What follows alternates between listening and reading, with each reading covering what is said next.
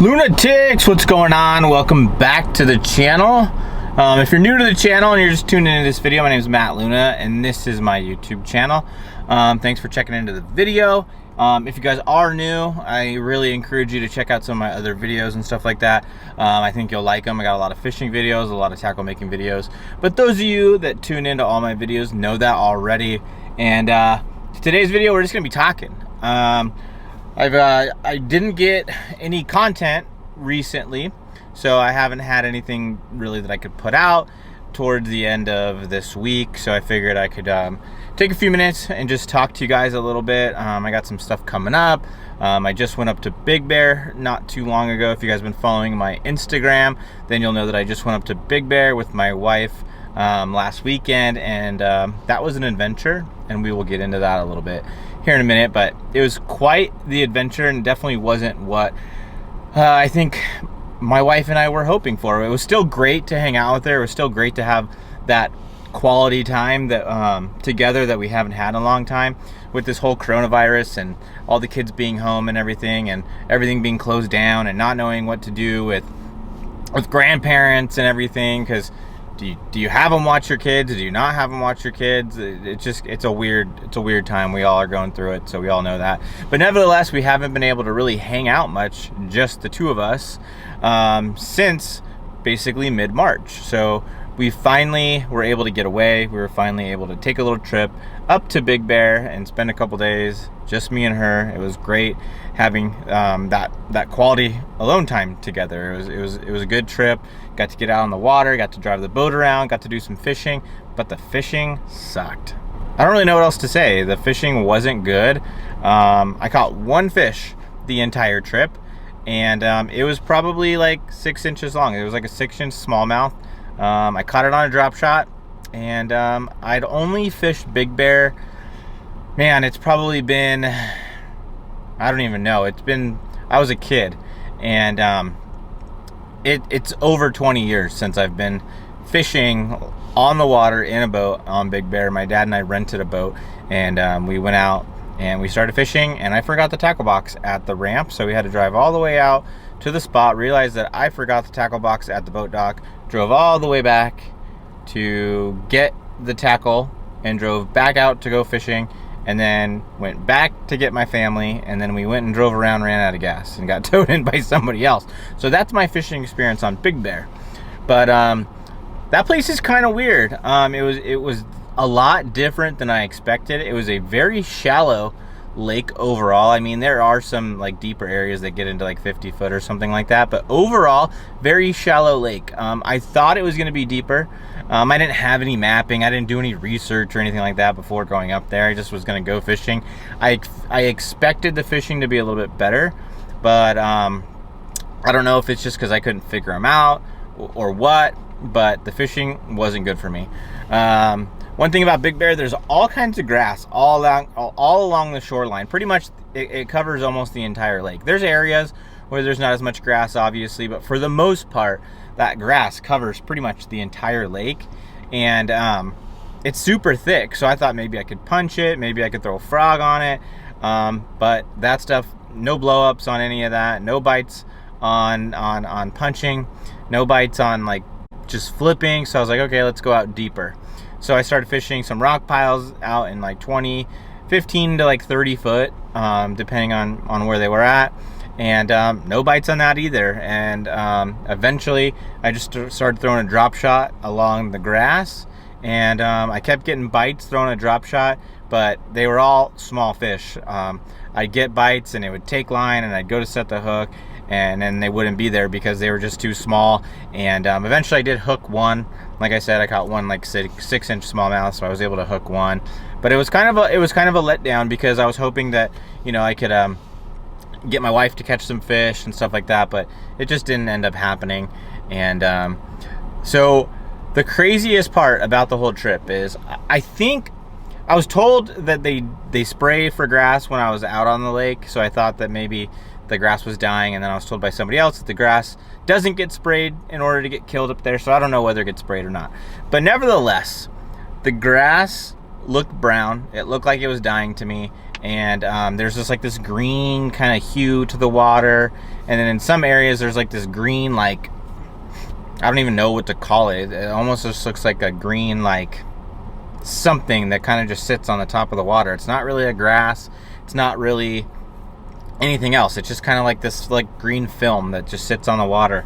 And when I was at the California Delta in the past, they've had that, and I know they spray for grass up there in order to kill it.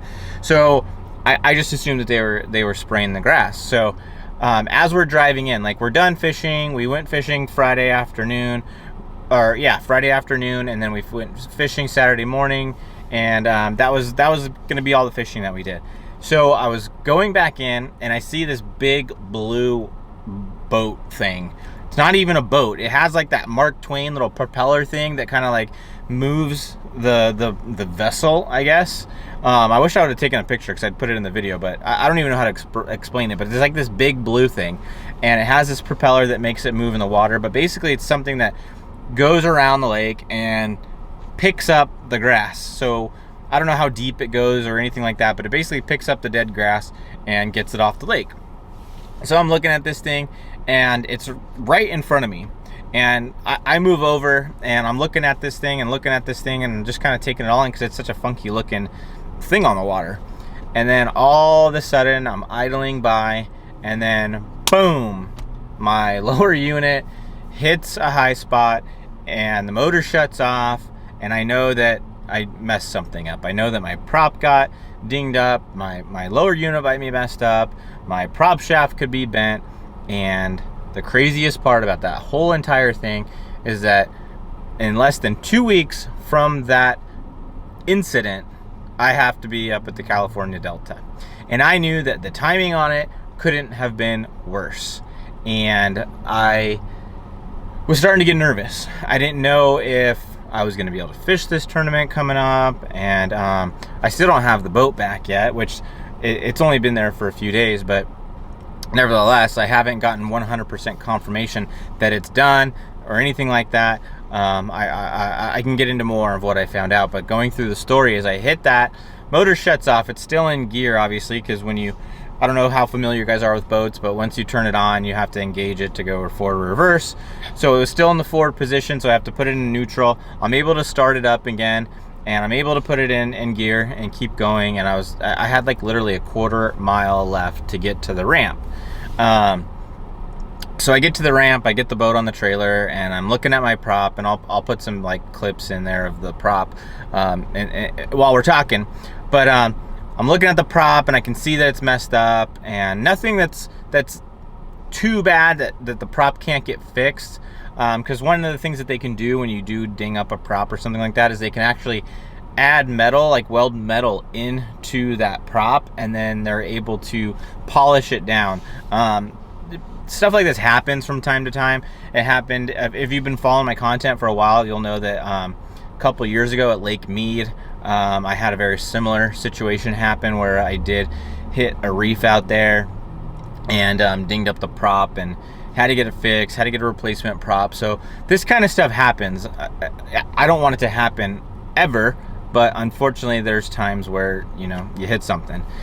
So nevertheless, I'm looking at the prop, and I know that I got to take it to the shop. So I call Last Chance Performance Marine. That's where I bought my boat. That's the company or the business that I use in order to get my stuff taken care of. They're great people over there. They provide great customer service. If you follow my Facebook, for sure, you'll see all the different times where they actually will drive from Southern California out to Utah or out to Arizona or out to Vegas or wherever they need to go in order to meet somebody to drop off the boat that they just bought. I think that's an awesome thing, because I think a lot of places they just make you drive to the dealership, you pick it up, you gotta drive all the way back.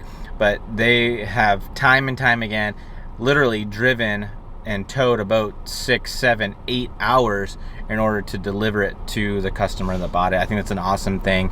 I've actually had them tow my boat to the shop to get annual service done or whatever I needed, and haven't had to drive to the store directly. There's been times where I have because it was more convenient for me or more convenient for them or whatever.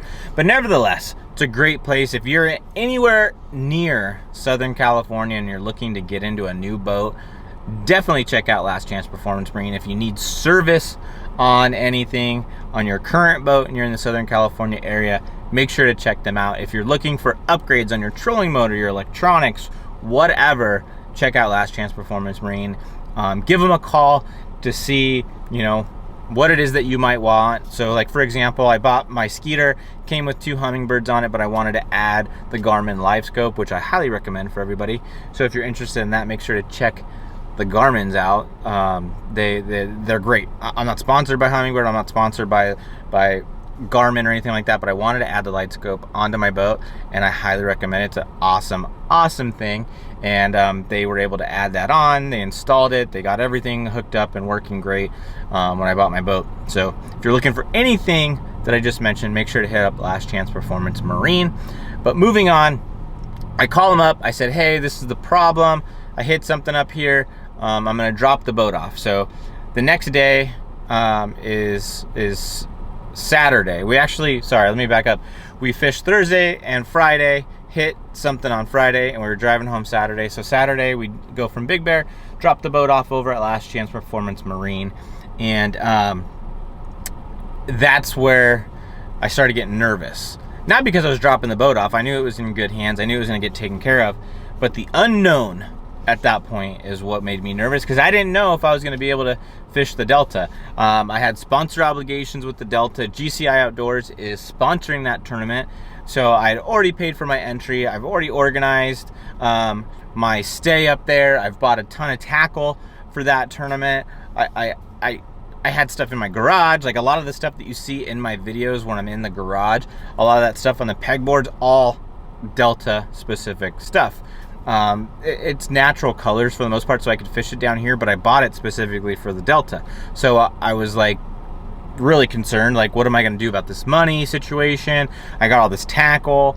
I already paid my entry fees. I have this obligation to GCI that I need to get this tournament in that they're sponsoring. I got all this content that I'm going to be putting out for them for this tournament specifically. And obviously when you fish a tournament, all your other sponsors are included, but this one was chosen by them. They wanted me to fish this one, and they wanted to sponsor this event. So I already had it organized from months in the past. That had already been delayed in April because of the corona, and now it's being obviously rescheduled for August. So I'm just thinking like the worst, like, what am I going to do? How am I going to go about telling them? Am I going to be able to maybe fish the Clear Lake FLW event instead of the Delta one if I can't make it? So I have all these questions going on, no answers to any of it. So I'm just stressed out over this whole thing. So I drop it off, still have all the unknowns, because if I need a prop shaft or I need anything major done, like, there's no guarantees that I can get the parts in time to be able to fish the tournament. So I'm just hoping, that the prop's the only thing that needs to get fixed, because I was pretty confident that the prop could be fixed in time. But if I need a new prop shaft, or I need a new lower unit or something like that, or anything worse than that, like, I knew that most likely the boat wasn't going to be fixed in time. And then all those things that I just was mentioning are all coming to life, and I got to figure out how to deal with it. So I drop the boat off, I go home, and a couple days goes by, and I'm calling Last Chance to try to get an update on what's going on. And thankfully, as of right now, my prop shaft was not bent, and my prop has already been sent out. I believe they said they sent it out that weekend, which is awesome, because I was on a time crunch.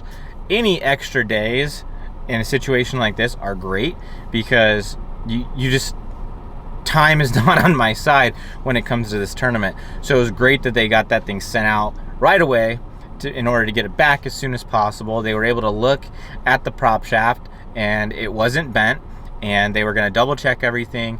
And so I'm just waiting to hear back at this point, but it sounds very, very good that I will be able to make my tournament, and nothing major was wrong with the boat.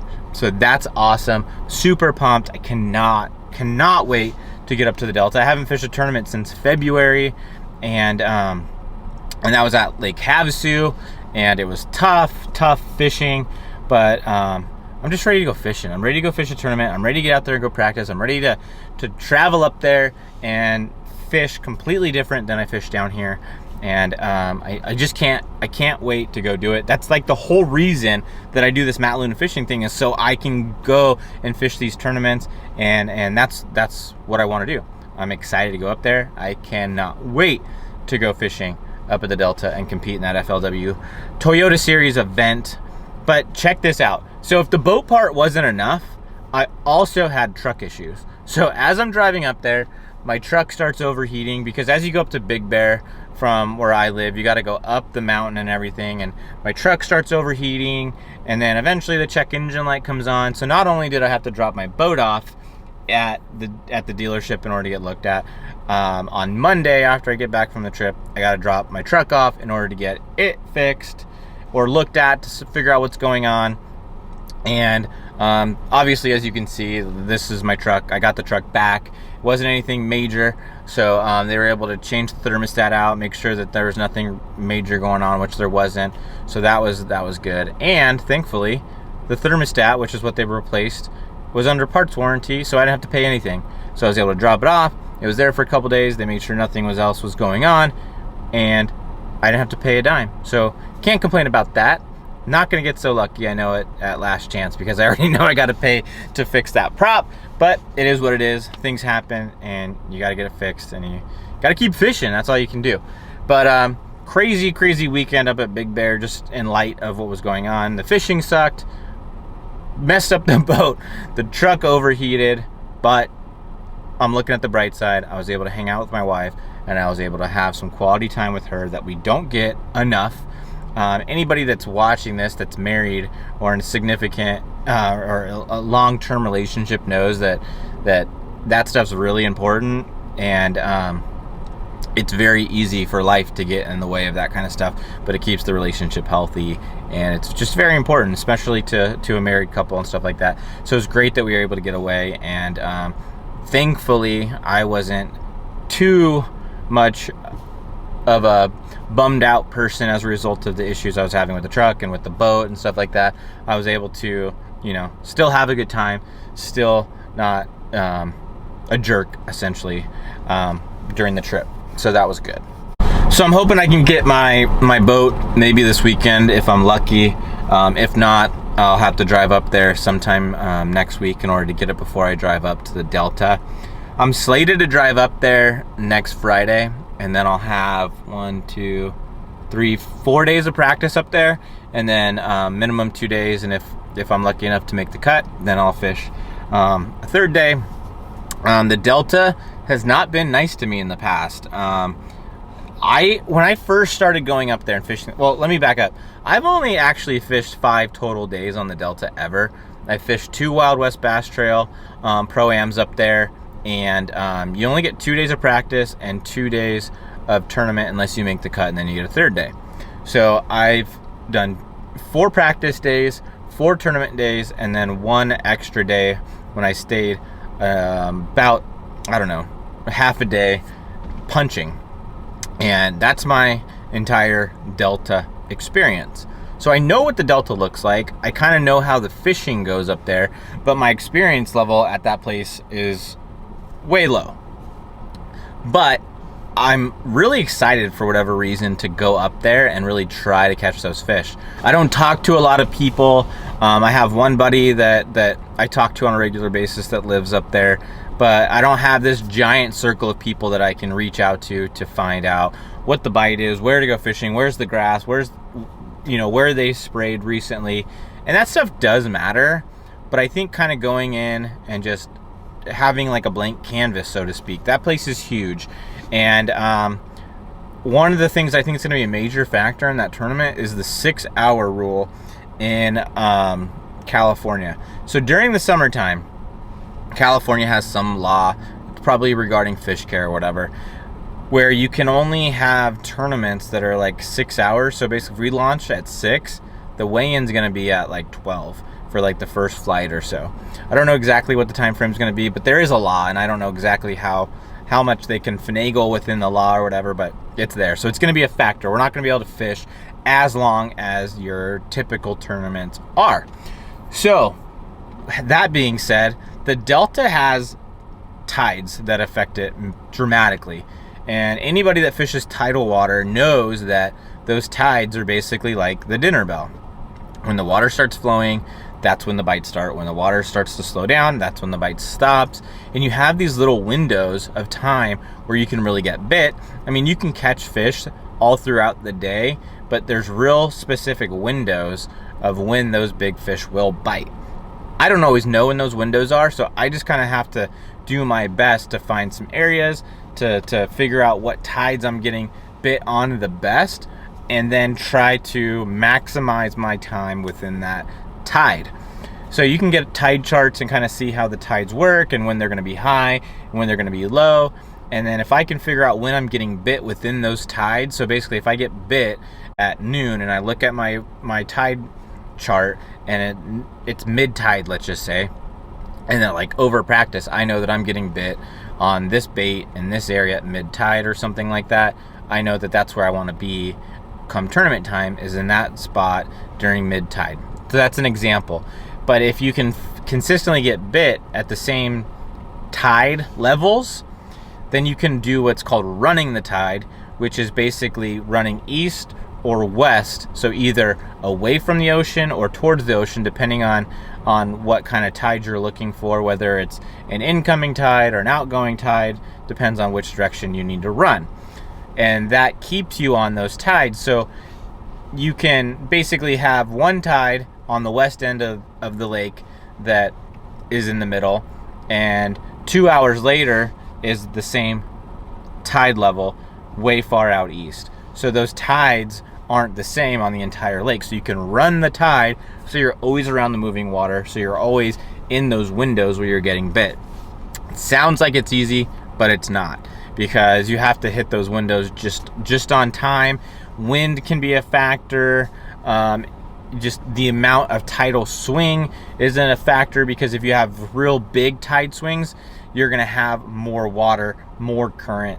If the wind's blowing against the tide, that tide's not going to come in as quickly. So there's lots of things that can mess up your decision to run the tide.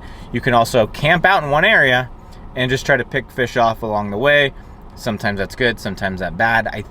I think in this tournament, with it being summertime, I think you're going to need to run the tides in order to do the best, but I could be totally wrong and somebody camps out throwing, I don't know, a worm and just jacks them and catches some big ones. So I don't know. I won't know what I'm going to do until practice starts, but the Delta's just ton of grass, ton of reeds, ton of mats, all kinds of stuff. You can catch them on frogs, you can catch them punching, you can catch them flipping, cranking, chatterbaits, all kinds of stuff are going to be in play up at the Delta.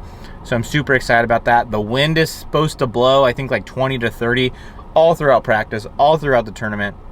So that's going to play a factor as well. So there's lots of things coming into this tournament that are going to be a factor that I'm going to have to kind of practice for.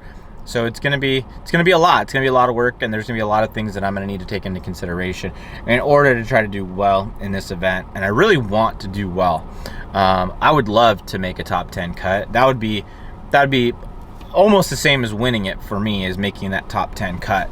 But I just want to do well. I want to be able to put a plan together during practice, execute that plan during the tournament, and have a good tournament, cash a check, have some good bags, and just feel like I was able to practice, develop that plan, execute that plan, and be successful in the tournament. That's my main goal right there. Obviously, everybody that enters wants to win, but I think some of those other goals are just to be able to develop that plan and execute it and then be successful. That's something that I really want to try to do, because I've been able to execute plans in different tournaments, and I've been successful here and there, but I haven't been able to put it all together in the entire tournament and stay consistent throughout that tournament. So like, for example, I cashed a check in the US Open years ago, and I was able to put a plan together and I executed the plan, but I lost a couple of key fish, and not so much like I hooked them and lost them, but I didn't have limits every single day. And it's not uncommon to not have limits at the US Open at Lake Mead, but that did cost me at least 2 pounds, and 2 pounds at Lake Mead is a lot of weight, because it's just the weights are so tight there. So I had a good tournament, but I could have had a much better tournament. So I had one really good day that kind of, you know, got me up above into that check range, and I was able to basically maintain a check. But I could have been in a much better position had I been able to put it together all 3 days instead of just 1, 2-ish. So that's what I'd like to do come the Delta, but I got a lot of work to do in practice and in the tournament in order to make that happen. Well, that's going to do it for today's episode. I feel like I've been talking here, so I think I'm going to let you guys go. But I hope you enjoyed just kind of hearing about the trip and hearing about the upcoming event, and some of the stuff that I've been going through in order to get up there, and just kind of hearing about what's been going on with me and what's going on in my life. So I hope you liked the video. If you're new to the channel and you enjoyed it, make sure to subscribe. If you're new to the channel and you're like, what is this? I thought I was watching Fishing Guy. Make sure to check out some of my other content. There's a lot of fishing videos, a lot of tackle making videos, so make sure to check those out, and I really encourage you to subscribe. Let me know what you guys have been doing, so drop a comment down below, and I will see you guys next time. Again, thanks for watching. I really appreciate it, and let's grow this channel. We're up above 4,000, and I'm really pumped about that, but let's keep this thing going. Let's get to 5,000, 6, 7, and however far we can go. So again, thanks for watching. Really appreciate it, and I'll see you guys next time. Later.